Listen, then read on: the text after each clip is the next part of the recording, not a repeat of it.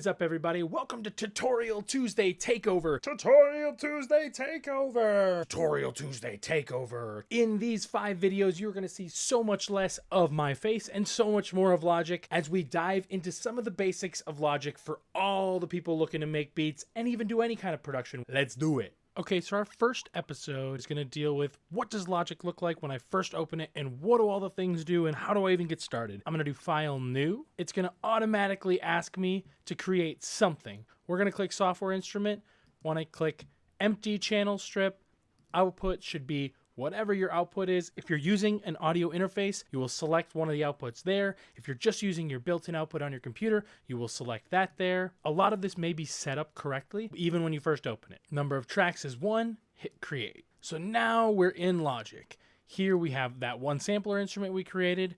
Over on this side is the library. If you don't see it, you can click Y, and that will show your library.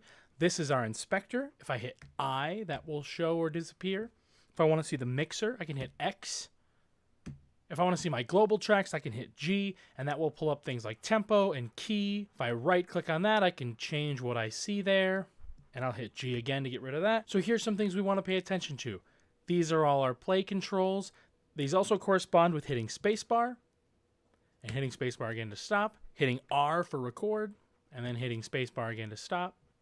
Here you have your display. This is showing you the number of bars, the number of beats, the key and the time signature, and most importantly for us, the tempo. If you don't see some of these things, you can always right click up here and do customize control bar, and this will let you select any of the things you want to see. The only one of these buttons I really want us to be concerned with is the low latency mode. If you're ever experiencing delays when you're recording or when you're working, if you hit your keyboard and it comes in a little bit later, this button might help get rid of that. So I usually keep it on. And then over here is our click. If we right click on it, it'll tell us what we're doing. You can do click while recording. You can do click while playing. If I just push it, it'll turn on for playing. And this here is our workspace. I've definitely dove into a channel strip before, but really quickly at the top we have EQ.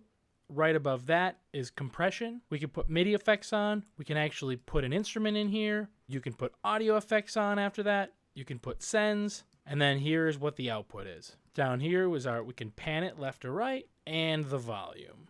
If I double click down here, I can change the name. The last thing I want to point out right when you open Logic, if you click this little question mark here, it will constantly be showing you what you are hovered over and what you can do with it.